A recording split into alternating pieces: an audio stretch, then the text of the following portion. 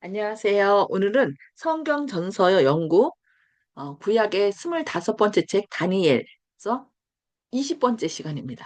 11장 남방왕 애굽과 북방왕 로마의 전쟁사에 대해서 함께 말씀을 살펴보도록 하겠습니다. 어, 다니엘서 11장의 문자적인 예언 학습 포인트인데요. 자, 메데 바사의 역사, 그 다음에 헬라의 전쟁사. 지난 시간에 저희가 메데 바사와 헬라의 전쟁사에 대해서 문자적으로 어떻게 에, 예언된 것이 성취되었는지 살펴봤습니다. 네, 오늘은 이제 로마의 전쟁사를 살펴보겠고요. 그 다음에 법왕 로마의 전쟁사, 그 다음에 2300주야 이후의 역사. 우리가 이제 마지막 부분 살고 있는 이 세상에 대하여 이렇게 쭉 차례대로 살펴보겠습니다. 오늘은 로마의 전쟁사, 그러니까 남방왕, 남방왕은 이제 애국을 얘기하죠. 이제 북방왕이 시리아에서 이제 로마로 이렇게 바뀌는 상황에 대해서 남방왕 애국과 북방왕 로마의 싸움에 대해서 다니엘서 11장 14절로부터 22절에 있는 말씀 같이 살펴보도록 하겠습니다. 여기 다니엘서 11장 14절의 해석은 포악한 자를 누구로 보느냐에 따라서 여러 학설들이 있습니다. 여기 다니엘서 11장 14절에 그때에 여러 사람이 일어나서 남방왕을 칠 것이요. 내 백성 중에서도 포악한 자가 스스로 높아져서 환상을 이루려 할 것이나 그들이 도리어 걸려 넘어지리라. 이렇게 얘기를 하고 있습니다. 11장 14절 말씀을 보면은 이제 학자들의 의견이 많이 달라진답니다. 그래서 13절에서 북방왕 안티오코스, 하나 더 넣을게요. 안티오코스 3세가 애굽에 승리하는 것으로 헬라 시대는 끝났고 14절부터는 로마가 등장한다고 보는 학자들도 있고 또 13절에 이어서 14절은 시리아 왕 안티코스 4세, 그러니까 에피파네스, 어, 천주교에서는 이 안티오코스의 에피파네스를 작은 뿔로 이렇게 묘사를 합니다. 그래서 3년 반 동안 한 일, 뭐 이러면서 이 안티코스 에피파네스를 작은 뿔로 이렇게 묘사하는 것을 볼 수 있는데, 이렇게 달라지는 것은 내 백성 중에서도 포악한 자를 주격으로 볼 것이냐, 아니면 목적격으로 보느냐에 따라서 의견이 달라진다고 합니다. 그러니까 주어를 보냐, 아니면은 목적격으로 보냐 이거죠.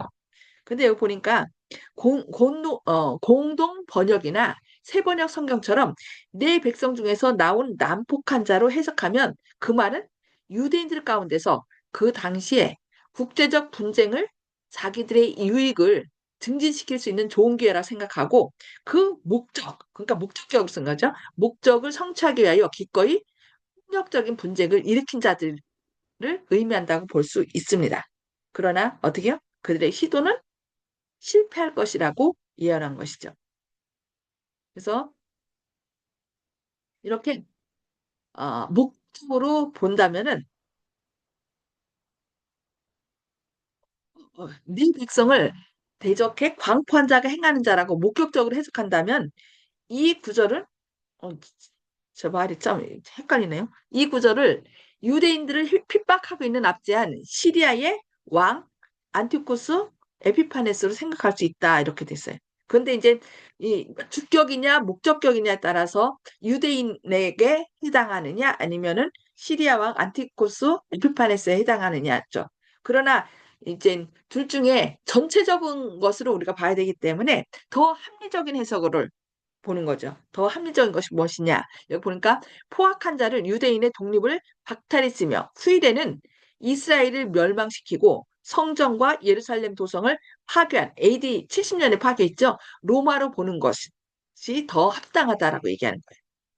그래서 우리가 A라는 사람이 있으면 그것이 이제 이름만 똑같다라고 해서 하는 것이 아니라 그 당시 여러 가지 상황, 또 상태, 여러 가지를 살펴서 이렇게 적용하는 것처럼 여기 네 백성을 대적해 광포하게 행하는 자, 이것을 유대인이냐 아니면은 안티오코스 에피파네스가 아니라 보다 더 크게 적용되는 사람을 살펴보니까 여기 유대인의 독립을 박탈한 BC 63년에 박탈하였고 또 후일에 AD 70년에 예루살렘을 멸망시킨 뭐로 본다고요? 로마로 보는 것으로 이렇게 하는 사람이 있다는 거예요.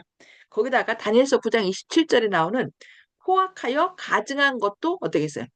예수님께서 예루살렘 성 멸망에 대해서 얘기하면서 어, 멸망에 가증한 것이 거룩한 것에 선 것을 본 자들은 깨달을진저 하고 도망가라고 얘기했잖아요. 그때도 결국 그 멸망에 가증한 것이 누구예요? 로마였죠. 그래서 그렇다면 로마가 다니엘서 11장 14절부터 등장하는 것이 되어 15절도 로마를 의미하는 것이 된다라고 이렇게 해석하는 것입니다. 그렇다면 그가 스스로 높아져서 환상을 이루려 할 것이나 도리어 걸려 넘어지려는 말씀의 의미는 무엇일까요?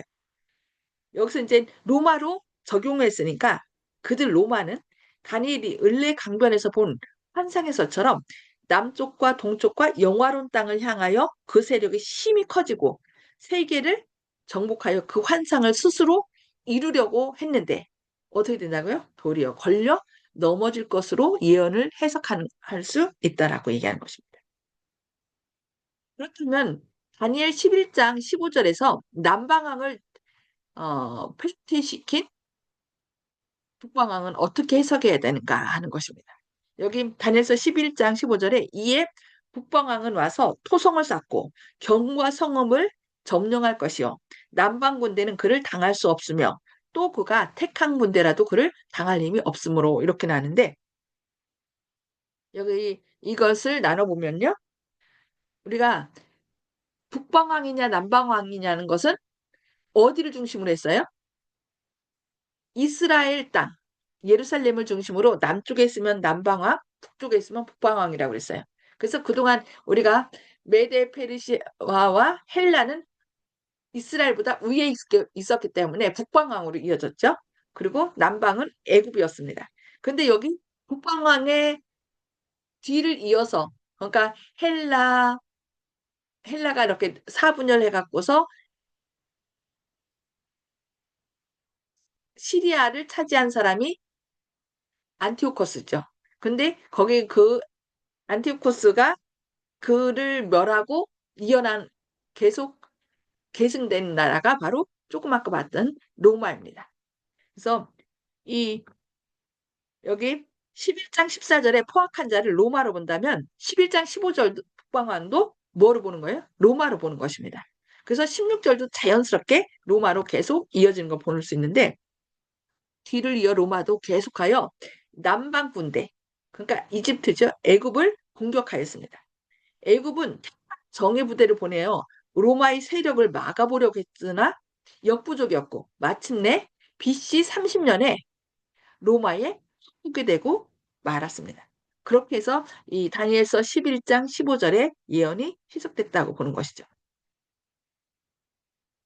자, 그렇다면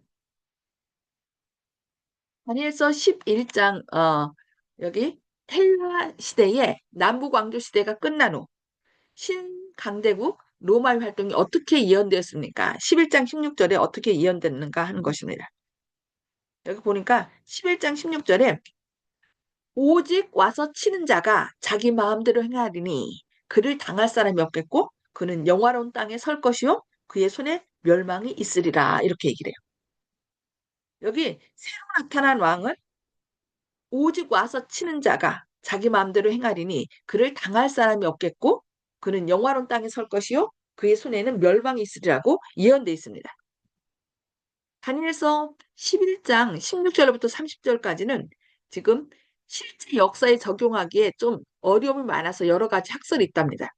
그러니까 정확하게 뭐 지난번에 얘기한 뭐그 서 나온 수염수 같은 경우는 수염수 사이에 뿔이 나와 있고 뭐 이렇게 장차 능력 있는 왕 그러면은 어, 헬라의 알렉산더 이렇게 얘기할 수 있지만 여기서는 정확하게 이걸 누구한테 적용해야 되나 그 좀 여러 가지 학설이 있다는 거예요.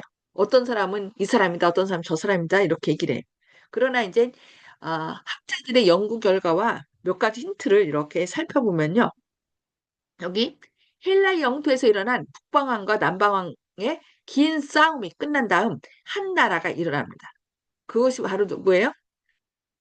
로마죠. 우리가 지난 시간에 그 북방왕 시리아를 차지했던 안티오쿠스하고 애굽 남방왕 애국 프톨레마이오스 왕조하고 서로 싸우면서 그 가운데 있었던 이스라엘이 좀 고래 싸움에 새우등 터진다고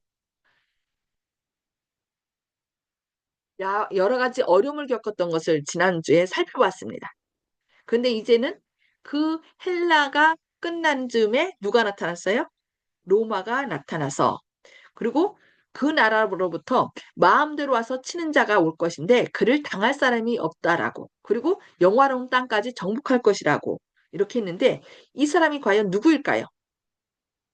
여기 성경 보면은 영화로운 땅에 선다는 예언에 힌트가 있는 것을 볼 수 있습니다. 영화로운 땅은 어디를 가리키죠? 이스라엘을 가리키죠. 영화로운 땅 하면은 이스라엘 유대 땅이에요. 그러면 로마의 황제나 장군 중에서 이스라엘을 굴복시킨 사람을 찾아보면 되는 거예요. 자, 제일 먼저 떠오르는 사람이 BC 63년에 이스라엘을 정복한 로마의 장군 폼페이오스랍니다. 그래서 폼페이오스는 로마 공화정 말기의 정치가요 장군이며 제1차 삼두 정치의 세 사람 중 하나입니다. 로마의 삼두 정치 하면은 누구입니까? 율리우스 카이사르하고 폼페이오스하고 쿠라소스 이렇게 세 사람인데 그 중에 하나가 폼페이오스라는 거. 이 폼페이오스가 64년, BC 64년 북방 왕국 시리아를 정복한 후에 로마의 일개주로 복수시켰으며 이듬해 BC 63년에 영화로운 땅 예루살렘을 점령해 성전을 유린했습니다. 그리고 12,000명의 유대인을 포악하게 죽이고 로마를 그러니까 유다를 로마의 속주로 만들었습니다. 그리하여 영화로운 땅은 오랜 기간 동안 로마의 식민지가 되었습니다. 그래서 다니엘서 11장 16절의 예언이 그대로 성취된 것을 볼 수 있습니다. 그래서 와서 치는 자가 누구예요? 폼피우스로 얘기를 하는 것입니다. 자, 그 다음에 11장 17절에 로마는 시리아와 유단을 멸망시킨 후 애국과는 어떤 관계를 가지게 된다고 성경에 예언하고 있나 살펴보겠습니다. 11장 17절에 보니까 그 결심하고 전국의 힘을 다하여 이르렀다가 그와 화친할 것이요. 또 여자의 딸을 그에게 주어 그의 나라를 망하게 하려 할 것이나 이루지 못하리니 그에게 무익하리라. 여자 하면은 누가 떠오릅니까? 여자 중에 여자, 빼어난 여자. 예, 거의 이제 여자 중에 여자, 절세의 미인 하면은 클레오파트라를 우리가 생각하는데요. 여기 그가 결심하고 할 때 그는 누구일까요? 여기 우리가 이제 여자의 딸을 남방왕국의 애굽의 여왕인 클레오파트라로 본다면 그녀와 관계 있는 로마 인물은 누구예요? 폼페이우스의 뒤를 이어 로마를 장악한 율리우스 카이자르입니다.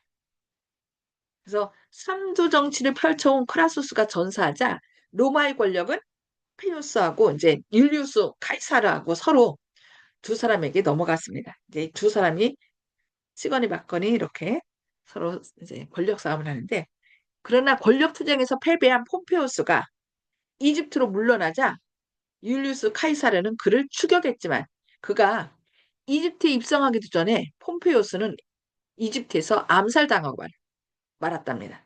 그러니까 지금 로마의 그 정치사를 여기서 다니엘서 11장에서 이제 예언한 것이죠. 예언한 것을 어떻게 성취되는지 저희가 살펴보는 것입니다. 이집트에 오게 된 율리우스 카이사르는 거기서 프톨레마이오스 4세의 딸로 남동생과 왕위 다툼을 하던 누구예요? 22세의 클레오파트라를 만나서 그녀를 이제 돕게 되죠. 그의 정권을 세워주려고 하는 거예요. 그러다가 그녀와 사랑에 빠졌습니다. 그와 연문을 뿌린 여자의 딸은 여자 중에 여자, 절세의 미녀 클레오파트라를 이렇게 얘기하는 것을 볼 수 있습니다.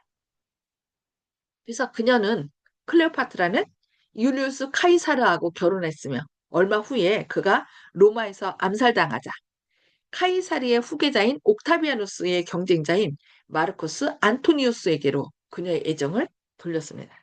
그러니까 성경에 로마의 역사에 대해서 이렇게 다니엘서 11장에 문자적으로 예언한 것을 우리는 볼 수 있습니다. 그래서 옥타비아누스, 나중에 옥타비아누스가 아우구스투스 황제가 됐죠. 그는 악티움에서 클레오파트라와 안토니우스의 연합군을 패퇴시켰습니다. 그 다음 해에 안토니우스는 자살했고 클레오파트라도 옥타비아누스의 환심을 살 수 없음을 알고 자살했어요. 그래서 이렇게 클레오파트라의 죽음으로 이집트의 프톨레마이오스 왕조는 끝났으며 BC 30년 이후부터 이집트는 결국 남방왕이라 했죠. 남방왕 이집트는 로마 제국의 영토가 되었던 것입니다. 그 다음 절을 살펴보면요. 클레오파트라의 연인이었던 율리우스 카이사리의 운명에 관한 어떤 예언이 기록되어 있습니까? 여기 10, 11장 18절과 19절을 보면은 그 후에 그가 그의 얼굴을 바닷가로 막 돌려 많이 점령할 것이나 장군이 나타나 그의 정복을 그치게 하고 그 수치를 그에게로 돌릴 것이므로 그가 드디어 그 얼굴을 돌려 자기 땅 산성들로 향할 것이나 거쳐 넘어지고 다시는 보이지 아니하리라고 이렇게 얘기하고 있습니다. 이거 어떻게 예언이 성취되는지 살펴보면요. 예언을 역사적인 한 인물에 적용시키는 것은 아까도 얘기했죠. 어렵다고요. 왜냐하면은 한 가지만 맞추는 것이 아니라 여러 가지로 다 합리적인 추론을 해야 돼요. 그래서 결국 이 성경에서 말하는 전체적인 문맥에 맞는 사람에게 우리가 적용해야 되는데 여기 율리우스 카이사르는 이집트와 여러 땅, 섬들을 정복한 후에 로마로 개선하여 마침내 뭐가 됐어요? 종신 독재관이 되었습니다. 그러니까 프라수스도 죽었죠. 그 다음에 그 카이사리의 대적인 폼페이우스도 죽었어요.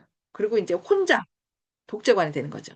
그러나 황제가 되려는 그 율리우스 카이사리의 야심을 간파한 브루투스와 또 그의 동료들에 의하여 어떻게 됐어요? BC 44년 3월 15일에 어이없게도 암살을 당하고 말이에요. 황제가 되려고 했는데 그 야심을 깨닫고 이제 죽인 거죠. 그래서 수치스러운 죽임을 당하게 전쟁터에 가서 죽은 것도 아니고 이렇게 암살을 당하게 된 것입니다. 이로써 성경에 얼굴을 돌려 자기 땅 산성들로 향할 것이지만 거쳐 넘어지고 다시는 보이지 아니하리라는 예언이 정확하게 성취된 것을 볼 수 있습니다. 그 다음 절을 보면요. 율리우스 카이사르 다음에 누가 로마의 황제가 될 것이라고 다니엘서 11장 20절에 예언됐을까요? 여기 다니엘서 11장 20절에 보면은 그 왕위를 이을 자가 그 왕인가 누구예요? 그러니까 앞에 율리우스 카이사르의 뒤를 이을 자를 얘기합니다. 압제자를 그 나라의 아름다운 곳으로 두루 다니게 할 것이나 그는 분노함이나 싸움이 없이 몇 날이 못되어 망할 것이요. 이렇게 얘기하고 있습니다. 자, 여기 율리우스 카이사르가 죽은 후 몇 해 동안의 권력 다툼이 있은 후에 로마의 초대 황제가 된 사람은 카이사르의 양자였던 옥타비아누스였습니다. 이 옥타비아누스가 누가 됐죠? 이름을 이제 아우구스투스 카이사르라고 이름을 바꿨죠. 그리고 이 아우구스투스가 뭐라고요? 짐이 곧 뭐다? 신이다라고 뭐 이렇게 다시는 신으로 섬기도록 한 것을 볼 수 있습니다. 황제 숭배를 막 강요했죠. 그래서 여기 아우구스투스는 이제 압제자, 호색하는 자라는 말은 그 세금을 걷는 자라는 뜻으로 그는 인두세, 그러니까 사람 명수에 따라서 돈을 받기 위해 세금을 받기 위하여 어떻게 했어요? 전국에 뭘 내렸냐면 인구조사를 내렸어요. 호정령을 내린 거죠. 이 때문에 나스렛에 살던 요셉과 만삭이 된 마리아가 어디로 가요? 자신들의 고향인 베들레헴으로 호적하러 갔다가 거기서 아기 예수님을 출산하게 된 걸 볼 수 있습니다. 그래서 누가복음 2장 1절에 이때에 가이사 아구스도가 영을 내려 천하로 다 호적하라 하였으니 이렇게 그 말이 그대로 성취된 것을 이 다니엘서 11장에 있는 말씀이 그대로 성취된 것을 볼 수 있습니다. 그래서 성경의 예언은 정말 하나님은 오직 미래를 아시기 때문에 이렇게 다니엘서 11장에 문자적으로 이렇게 예언을 하셨고 그것이 실제로 누가복음 2장 1절에 그대로 그 세금을 걷기 위하여 호적을 하라고 했고 그 일로 인하여 예수님께서 저 그렇지 않으면 나사렛에 있었을 건데 베들레헴에 와서 정확하게 미가서 5장 2절에 얘기한 베들레헴에서 예수님이 탄생할 것에 대한 예언이 그대로 성취된 것을 볼 수 있습니다. 자, 그 다음 성경절 21절에 보면은 아우구스투스 카이사를 이어서 로마 황제가 될 사람은 누구이며 그가 할 일이 어떻게 예언되어 있습니까? 여기 11장 21절에 보면 또 그의 왕위를 이을 자는 한 비천한 사람이라 나라의 영광을 그에게 주지 아니할 것이나 그가 평안한 때를 타서 속임수로 그 나라를 얻을 것이며 라고 얘기하고 있습니다. 이것이 어떻게 성취되는지 살펴보면요. 다니엘서 11장 21절에서 아우구스투스 황제의 뒤를 이을 비천한 사람이란 누군가. 역사적으로 보면은 그 아우구스투스의 황제 뒤를 이은 사람이 티베리우스예요. 누가복음 3장 1절에는 디베료라고 나오죠. 근데 원명은 티베리우스입니다. 비교적 합리적인 학설은 성경 그대로의 순서로 이 아우구스투스 황제의 뒤를 이은 티베리우스 황제를 이렇게 봅니다. 근데 이 아우구스투스는 아들이 없었답니다. 그래서 그의 외손자를 양자로 삼았으나 일찍도 병사했어요. 그리하여 부득이 이제 재혼한 그의 아내 리비아가 데리고 온 의붓아들이 이제 이 티베리우스죠. 그 뒤를 이어서 황제가 되었어요. 그래서 여기 비천한 사람이라고 했는데 비천한 사람은 출신이 비천한 사람이 아니고요. 여기 비천하다는 말 자체가 그 받을 만한 사람 아니면 변변치 못한 사람, 비열한 사람이라고 얘기한다. 그래서 출신이 비천한 것이 아니라 아주 약간 비열한 그 술수를 쓰는 사람이라고 얘기를 하면 돼요. 그래서 티베리스 황제는 성품이 급스럽고 아주 존경받지 못하는 인물이었답니다. 그래서 실제로 여기 예언된 대로 그의 어머니의 도움을 받아서 평안한 때를 타서 괴율로 나라를 얻어 황제가 되었답니다. 그러니까 아우구스투스가 이 리비아 그 재혼할 때 데리고 온 아들이 유부드 아들이에요. 그래서 이제 이 리비아가 그 어떻게 해요? 아우구스트한테 막 온갖 가문이설로 얘기하면서 자기 아들을 이렇게 왕이 되게 황제가 되도록 그렇게 한 거예요. 그런데 이 아우구스투스도 이 티베리우스는 황제가 되기에는 너무 비열하다. 뭐 이런 얘기를 했다고 합니다. 그는 극단적으로 사람을 만나는 것을 싫어했답니다. 황제는 어떻게 해요? 사람을 늘 만나야 돼. 정치를 해야 돼. 그런데 그래서 이제 사람 만나는 것을 싫어했기 때문에 마지막 10년은 카프리 섬에 틀어박혀서 한 번도 나오지 않았던 비정상적인 황제랍니다.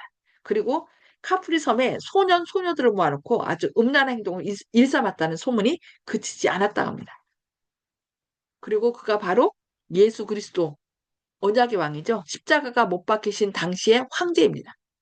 그리고 갈릴리오스를 우리가 디베랴 맑은 바다 이렇게 얘기하는데 그 디베랴라고 부르는 것이 바로 이 티베리우스 그 황제 이름을 따갖고서 디베랴라고 부른다고 합니다.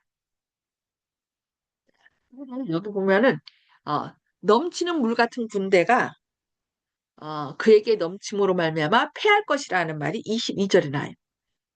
그러면 이게 무슨 말인가? 넘치는 물 같은 강력한 군대가 그를 공격할지라도 다 패하고 말 것이라는 뜻이랍니다. 실제로 티베리우스 황제는 그러니까 정치는 좀 좋아하지 않고 사람들하고 어울리는 거 싫어하고 한쪽으로 물러났지만 여러 전투에서 승리하고 반역을 일으키는 그 게르만 족속들을 복속시켰답니다.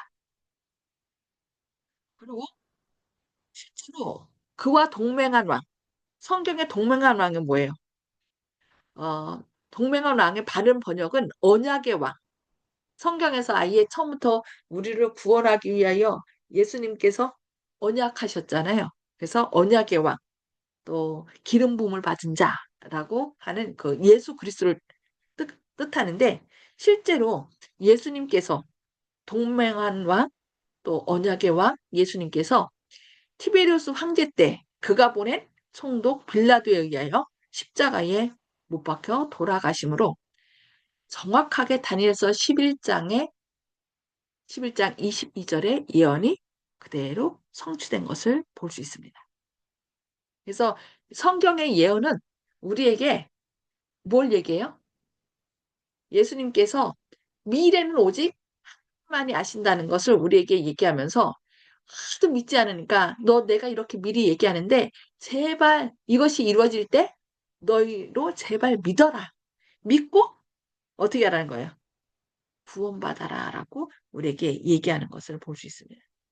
그래서 오늘 로마의 역사 속에서 하나님께서 어떻게 예언한 대로 예언을 그대로 성취하셨는지 오늘 살펴봤습니다. 그래서 여지껏 그 로마의 역사 속에서 예언하신 대로 그대로 성취됐으니까 앞으로 될 일은 더 정확하게 어떻게 해요? 예수님께서 성취시키실 것이고 또 그리하여 그것을 통하여 예수님께서 우리의 구세주인 것을 믿고 구원함을 받을 수 있도록 우리를 격려한다는 것입니다. 그래서 분명히 한 번, 예수님께서 한 번 말씀하신 것은 정확히 지키시는 분인 것이거든요. 그래서 이 예언이 그대로 성취되는 것을 통해서 앞으로의 삶도 가장 선한 길 인도하시는 또 예언하신 대로 성취하시는 그 예수님을 믿고 구원함에 이르시는 저와 여러분 되기를 바라면서 기도하고 마치도록 하겠습니다. 기도하시겠습니다. 하늘에 계셔서 저희를 사랑하신 아버지, 오늘 다니엘서 11장 문자적인 예언 속에서 이 애국과 남방왕 애국과 북방왕 로마가 어떤 역사를 해왔고 또 예언된 대로 어떻게 성취되었는지 오늘 살펴보았습니다. 이 말씀을 통하여 오직 미래를 아시는 분은 하나님밖에 참신이신 하나님밖에 없으며 하나님께서 정확하게 이 모든 것을 예언하신 대로 모든 것을 성취시켰기 때문에 앞으로 될 일도 말씀하신 것도 주님께서 정확하게 이루시고 우리를 구원하실 것을 믿습니다. 주님, 저희의 믿음 없음을 불쌍히 여기시고 이런 예언이 그대로 성취되는 것을 통하여 우리가 더욱더 굳센 마음으로 주님을 믿고 또 구원함에 이르는 저희들 되도록 축복하여 주옵소서. 주님의 크신 사랑과 은혜가 늘 저희와 함께 하시고 성령님을 통하여 주신 예언의 말씀을 밝히 깨달아 말씀 위에 굳게 섬으로 모두 구원함에 이르는 주님의 귀한 자녀 되게 하여 주옵기를 바라오며 예수님의 이름으로 간절히 기도합니다. 아멘. 감사합니다.